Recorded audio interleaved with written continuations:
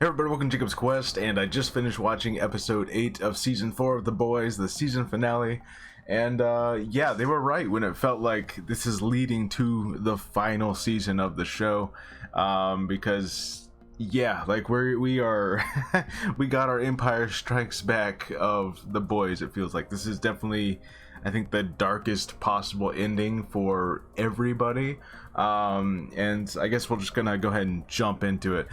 First, like I said last week, or I guess not even last week, but last review of the show, some real world events had happened that were very similar to the plots that were unfolding in this show. And of course we got a little message before the episode starts, basically saying like, hey, we don't endorse the actual real world events and all that, which, obviously major corporation probably should just be safe to put something like that out front. Just, obviously purely a coincidence, but still kind of crazy that that happened like so close to the real similar thing. Anyways, so let's go ahead and talk about it. First, we were left with this whole shapeshifter thing, and I will say that this is a plot point that kind of got resolved, I think, pretty quickly. I mean, there was like a tense moment inside of the safe room where they were keeping the president, and they're like, we don't know who it is, but really it took like one phrase that the shapeshifter said as Annie to kind of reveal herself, and they managed to stop her. She killed a bunch of people, but they managed to stop her because Annie shows up. And this, I think, was really my only, like, okay, they kind of just hand waved this away because she showed up because she used the Find My Phone app and she figured out where they were, and then but they're like in an underground bunker, like somewhere really secure. So somehow she got all the way in there and just in time to beat up, the evil version of herself. Which I was like, okay, I guess. Very convenient, I think, that she somehow got there just in time, and like, all right, sure, why not? So they managed to stop the shapeshifter, and then they're like, okay, he's safe. And then Victoria Newman is being threatened by Homelander, who, by the way, has, like, all right, we're gonna take out everyone who's on this list that we made, who has too much dirt on us. We just got to get rid of every single person. And then Victoria Newman is like kind of getting cold feet. She's like, look, it's too much. The assassination failed. It's just not gonna work. And Homelander just kind of puts it out there like, you are gonna be a puppet. You have no real power, and if you try to back out now, I'm just gonna do Homelander stuff, right? Just all the worst things. And so she feels threatened, and she tries to go to Huey for help. And it seems like everything is gonna work out, right? Like they're gonna be able to make a deal with Victoria, who's been like, she's been a bad guy. She's kind of been like a good guy willing to help Huey sometimes, because they do seem to have had like an actual friendship. And then everything kind of goes horribly wrong because Butcher shows up, and he has at this point given over fully to Kessler because of something that happens earlier with Ryan, and I'll get to that. And he's got full symbiote type power, like the tentacles are bursting out of him, but he didn't. I thought that you would have to die for that to happen because we saw it earlier with like a dead animal, but no, it just kind of like bleh, and then, like it just kind of comes out of him, and that's how he's able to like grab things with these like tentacle things and just break everything apart. So they seem plenty strong enough to, just defeat a superhero, right? Like Victoria's, like they showed how impervious she was to like any kind of damage, and yet these things were able to just kind of rip her apart. So that does, again, kind of like the power scaling and the how vulnerable different superheroes are. It's kind of all up in the air in this show, and that's something I've brought up before. But I don't know, if he's able to do that to Victoria, then he must be able to do that to at least like different members of the Seven, if not Homelander himself. They should be able to do some damage to him. So that's one thing at least. And then speaking of Ryan, yeah, so Butcher was like dying. He was like on the verge of death. They got Madeline there, and they got Ryan there, and they're all talking, and everything seems okay. You think that they're just in a hospital, and they're trying to convince Ryan, stay with us. and everything's gonna be okay. And then it kind of just gets out that, like, okay, we don't have any more time to waste. They're trying to kill the president, they're trying to do this and that. Ryan, we need you to come with us, and we want to train you to defeat your father because you're the only one who can. And Ryan freaks out and he wants to leave, and Madeline doesn't want him to go, and he ends up pushing her and she's dead. And it was like this really, like, is Ryan evil? Maybe not necessarily, but he's a kid and he's being asked to kill his father, so it's almost like a very dark Luke Skywalker thing that he's being asked to do, right? When you think about Luke Skywalker, like, I can't face my father, and that's the moment that Butcher just kind of fully gives in to Kessler, just like, all right, let's do this then. Like, we've kind of proven that Ryan, either he's can't be trusted, or at least he's definitely not ready for this, and we need a solution now. So Butcher kind of chooses the only option that he has left. He fully gives in to Kessler. So when he goes in and he kills Victoria, and we see him be like so cold to the others, it's because, well, he's Kessler now. He's not really Butcher, or at least, not fully Butcher. So it does kind of bring into question, like, is this thing still killing him? Is he still going to die? Or I don't know, like because it seemed like he was on the verge of death, and yet now that he's allowed Kessler to take control, he kind of seems fine. So it's very unclear if he's still on like that time limit, or if this was just like, oh, you have to let the powers manifest, otherwise it's gonna kill you internally or something. I don't really know, but it was pretty interesting. I'm sure we'll get that answer next season.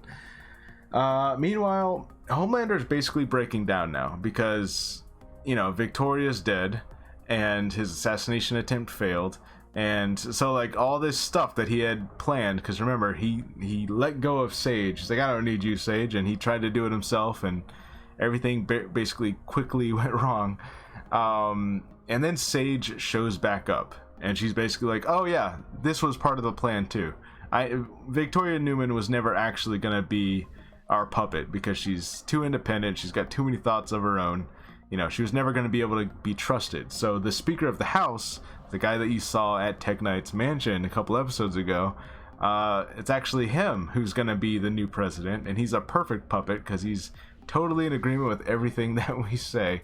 So basically, he pledges his allegiance to Homelander, and now you have a full puppet president just sitting there, and like, it's not even like a secret. Like, he immediately is like, all right, we're gonna have martial law, and all the superheroes are gonna be given like government authority, and they're all gonna report to Homelander, and that's the way things are now. So like, yeah, pretty crazy. Homelander basically got what he wanted, and Sister Sage just wanted to see if she could do it. So fascinating character. And she does kind of like allude to like, all right, there's gonna be a next time. There's gonna be like a whole phase 2 of this, but I just wanted to see if I could actually accomplish this, because you have to imagine someone who's as smart as her. It's like, what challenges does she have in life? Like, conquering the world, that's got to be like one of the only things she hasn't found out if she could actually do it or not yet, right? So there you go, that's what's happening there. And basically after this, the boys are all on the run now. Everyone's on the run. They're all going their separate ways because, yeah, the bad guys won, basically. And then you think that's where it's going to end. You think like, okay, they're all going to be going to different countries and going undercover and trying to stay low and all that, and that's where we'll go next season. But no, they all immediately get captured. So Frenchie and Kimiko, who, by the way, they got a really nice moment earlier in the episode, and I was actually really glad to see that, because both of these characters just kind of had these like side arcs that didn't really go anywhere, and they didn't really seem necessary, but they were able to finally come together, and they had like their kissing moment, and it was like, okay, we've been waiting several seasons for that kind of thing to play out, I think, or at least a lot of people have. So, you know, that was nice. But they are captured by what are their names from Gen V, the two from Gen V who turned evil. So they're captured by them, and remember, they're just recruiting like all soups ever. So, and then Mother's Milk is captured by Love Sausage, I think that's his name, the guy with the elongated penis. And of course, like, because Mother's Milk in the famous scene, he's like, oh god, not that thing. So, you know, just another callback to the moment that Mother's Milk, like, especially hates that soup because it's just so gross. So for him to be captured by him was just kind of hilarious. And let's see, oh, and then Huey and Starlight, they were captured by what's her name, Cindy, I think it was.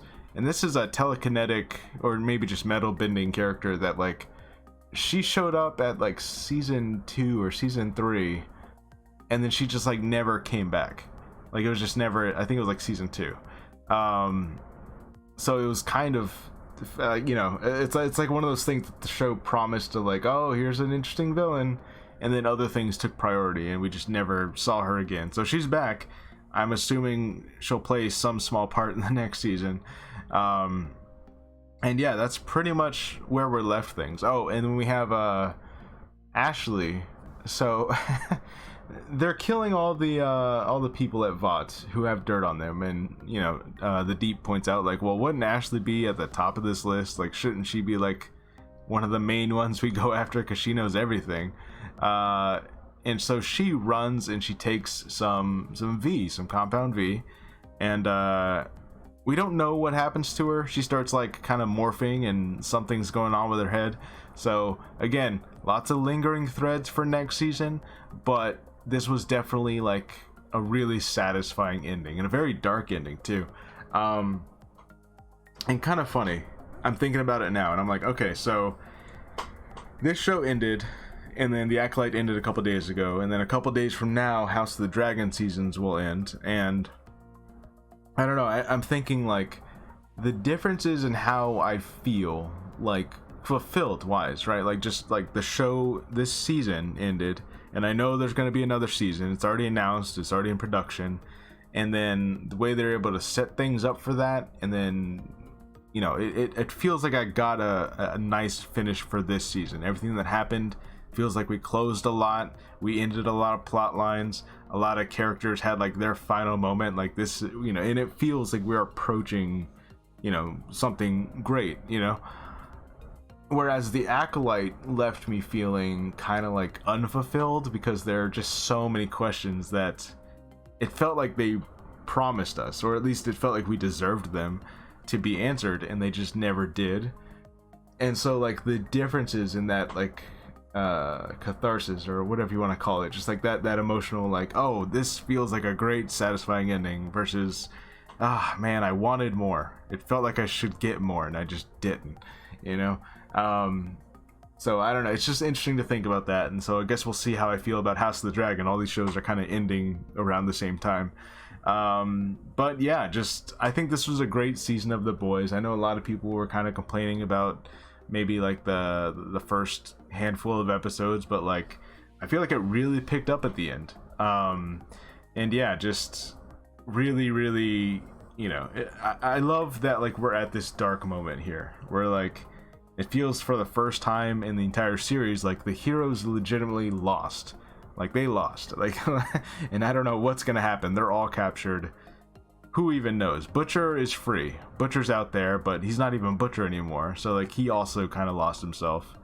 Homelander found his dad, Soldier Boy. He found that, like, oh, he's been captive by the CIA this whole time, as we saw him at the end of last season. So, you know, with Homelander having possibly lost Ryan, and that's the other thing, is that Ryan ran away from Homelander, but he also didn't do what, you know, Butcher and Mallory wanted, obviously.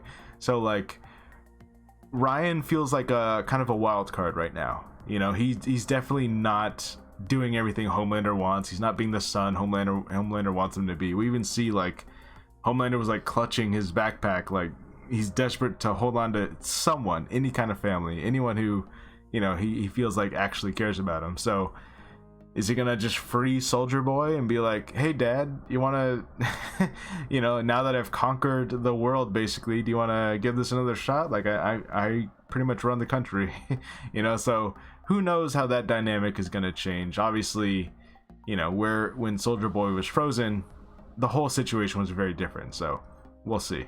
And yeah, what is Billy Butcher gonna be up to? I don't know. He's got the virus, so with all these soups running around, it feels like, you know, especially given how evil he is, he feels like this is his moment. Just like release that thing, and you know, he can kind of solve this huge problem that just started. But of course, it will kill even the people that we care about. So yeah, in any case, yeah, I really enjoyed this. I think this was a really solid ending. You know, even if you didn't love like some of the earlier parts of the season, even if some of the plot points felt like kind of throwaway, this was a solid conclusion. The only thing, I don't think we got anything for A-Train. A-Train disappeared last episode, or even the episode before, I think, and he's just gone, which is fine, right? Like, I feel like he had his whole redemptive moment. He deserves some kind of peace. But yeah, A-Train is gone. Anyways, let me know what you guys think about the season 4 of The Boys, or even just the ending here. And yeah, see you guys next time. Bye.